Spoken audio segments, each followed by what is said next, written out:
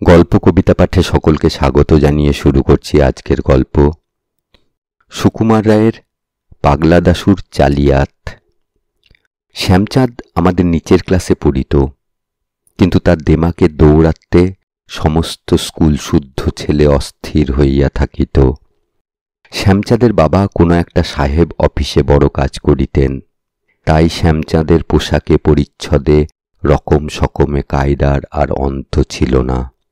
সে যখন 1.5 বিঘত চওড়া কলার আঁটিয়া, রঙিন ছাতা মাথায় দিয়া, নূতন জুতার মচমচ শব্দে গম্ভীর চালে ঘাড় উঁচাইয়া স্কুলে আসিত, তাহার সঙ্গে পাগড়ি বাঁধা তকমা আটা চাপরাশি এক রাজ্যের বই ও টিফিনের বাক্স বহিয়া আনিত, তখন তাহাকে দেখাইত ঠিক যেন পেখম ধরা ময়ূরটির মতো।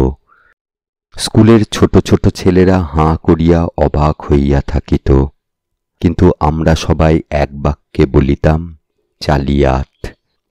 বয়সের হিসেবে শ্যামচাঁদ একটু বেঁটে ছিল, পাছে কেহ তাহাকে ছেলেমানুষ ভাবে এবং যথোপযুক্ত খাতির না করে, এই জন্য সর্বদাই সে অনাবশ্যক রকম গম্ভীর হইয়া থাকিত এবং কথায় বার্তায় ধরনে ধারণে ইংরাজি বোলচাল দিয়া এমন বিজ্ঞের মতো ভাব প্রকাশ করিত যে স্কুলের দারোয়ান হইতে নিচের ক্লাসের ছাত্র পর্যন্ত সকলেরই তাক লাগিয়া যাইত।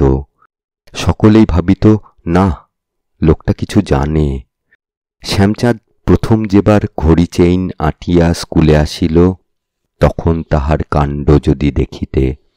5 মিনিট অন্তর ঘড়িটাকে বাহির করিয়া সে কানে দিয়া শুনিত ঘড়িটা চলে কিনা।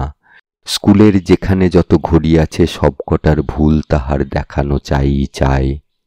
পাঁড়েজি দারোয়ানকে সে একদিন রীতিমতো ধমক লাগাইয়া বসিল, এই, স্কুলের ক্লকটাতে যখন চাবি দাও তখন সেটাকে রেগুলেট করো না কেন? ওটাকে অয়েল করতে হবে, ক্রমাগত স্লো চলছে। পাঁড়েজির 14 পুরুষে কেউ কখনো ঘড়ি অয়েল বা রেগুলেট করে নাই। সে যে সপ্তাহে একদিন করিয়া চাবি ঘুরাইতে শিখিয়াছে, ইহাতেই তাহার দেশের লোকের বিস্ময়ের সীমা নাই। কিন্তু দেশ ভাইদের কাছে মান রক্ষা করিবার জন্য সে ব্যস্ত হইয়া বলিয়া উঠিল, হাঁ, আভি হাম রেংলিট করবে। পাঁড়েজির উপর এক চাল চালিয়া শ্যামচাঁদ ক্লাসে ফিরিতেই কতগুলা ছোট ছেলে তাহাকে ঘিরিয়া ফেলিল। শ্যামচাঁদ তাহাদের কাছে মহা আড়ম্বর করিয়া slow, fast, main spring, regulate প্রভৃতি ঘড়ির সমস্ত রহস্য ব্যাখ্যা করিতে লাগিল। ব্যাপার দেখিয়া আমরা সবাই বলিলাম, চালিয়াত। একবার আমাদের একটি নূতন মাস্টার আসিয়াছিলেন। তিনি শ্যামচাঁদকে বেজায় অপ্রস্তুত করিয়াছিলেন। প্রথমত তিনি ক্লাসে আসিয়াই শ্যামচাঁদকে খোকা বলিয়া সম্বোধন করিলেন। লজ্জায় ও অপমানে শ্যামচাঁদের মুখ কান একেবারে লাল হইয়া উঠিল। সে আমতা আমতা করিয়া বলিল, আজ্ঞে, আমার নাম শ্যামচাঁদ ঘটক। মাস্টারমশাই অত কি বুঝিবেন? বলিলেন, শ্যামচাঁদ? আচ্ছা বেশ, খোকা বসো।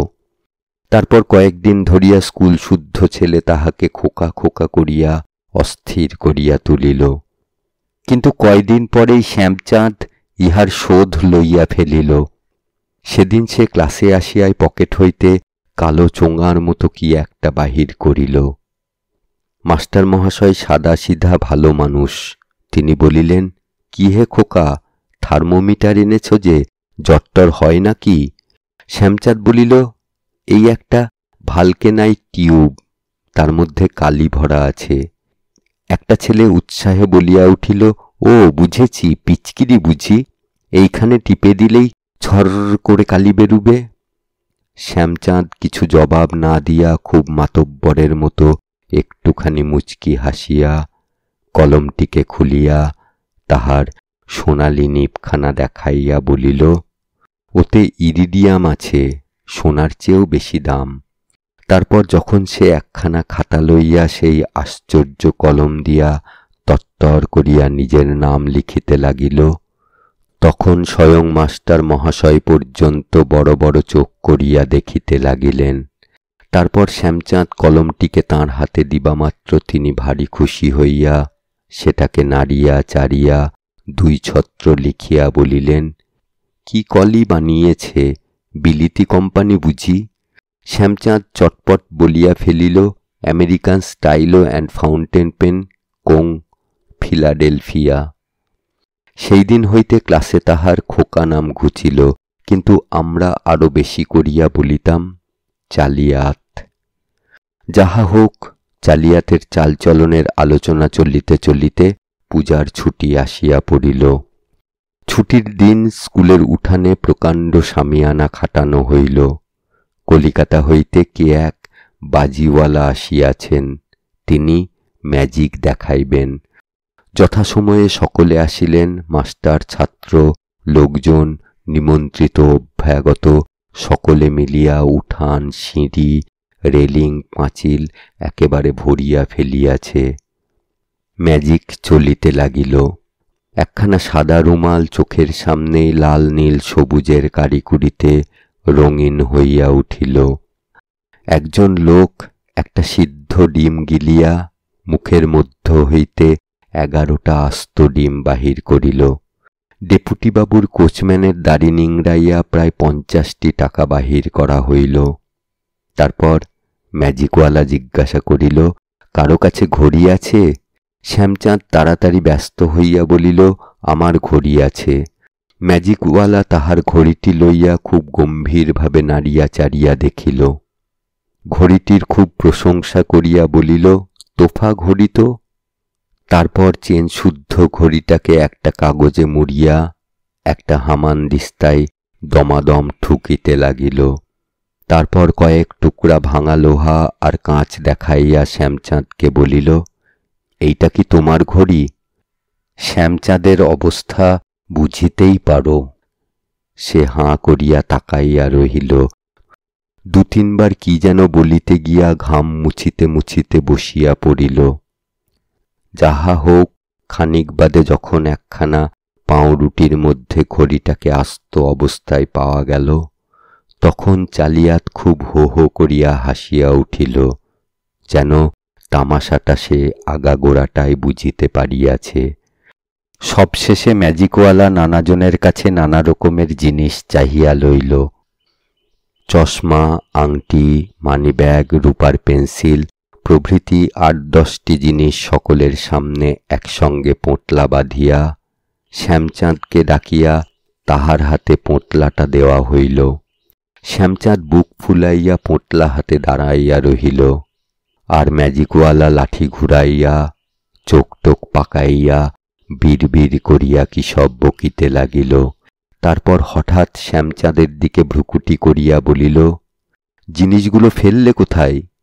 শ্যামচাঁদ পোঁটলা দেখাইয়া বলিল, এই যে। ম্যাজিকওয়ালা মহা খুশি হইয়া বলিল, সাবাস ছেলে, দাও, পোঁটলা খুলে যার যার জিনিস ফেরত দাও। শ্যামচাঁদ তাড়াতাড়ি পোঁটলা খুলিয়া দেখে তাহার মধ্যে খালি কয়েক টুকরা কয়লা আর ঢিল। তখন ম্যাজিকওয়ালার তম্বি দেখে কে, সে কপালে হাত ঠুকিয়া বলিতে লাগিল, হায় হায়, আমি ভদ্রলোকদের কাছে মুখ দেখাই কি করে, কেনই বা ওর কাছে দিতে গেছিলাম। ওহে, ওসব তামাশা এখন রাখো, আমার জিনিসগুলো একবার ফিরিয়ে দাও দেখি। শ্যামচাঁদ হাসিবে না কাঁদিবে কিছুই ঠিক করিতে পারিল না, ফ্যাল ফ্যাল করিয়া তাকাইয়া রহিল। তখন ম্যাজিকওয়ালা তাহার কানের মধ্য হইতে আংটি, চুলের মধ্যে পেন্সিল, আস্তিনের মধ্যে চশমা এইরূপে একটি একটি জিনিস উদ্ধার করিতে লাগিল। আমরা হো হো করিয়া হাসিতে লাগিলাম। শ্যামচাঁদও প্রাণপণে হাসিবার চেষ্টা করিতে লাগিল। কিন্তু সমস্ত জিনিসের হিসাব মিলাইয়া ম্যাজিকওয়ালা যখন বলিল, আর কি নিয়েছ, তখন সে বাস্তবিকই ভয়ানক রাগিয়া বলিল, ফের মিছে কথা, কক্ষনো আমি কিচ্ছু নেইনি। তখন ম্যাজিকওয়ালা তাহার কোটের পিছন হইতে জ্যান্ত একটা পায়রা বাহির করিয়া বলিল, এটা বুঝি কিছু নয়? এবার শ্যামচাঁদ একেবারে ভ্যাঁ করিয়া কাঁদিয়া ফেলিল। তাহার পর পাগলের মতো হাত পা ছুঁড়িয়া সভা হইতে ছুটিয়া বাহির হইল। আমরা সবাই আহ্লাদে আত্মহারা হইয়া চেঁচাইতে লাগিলাম, চালিয়াত চালিয়াত।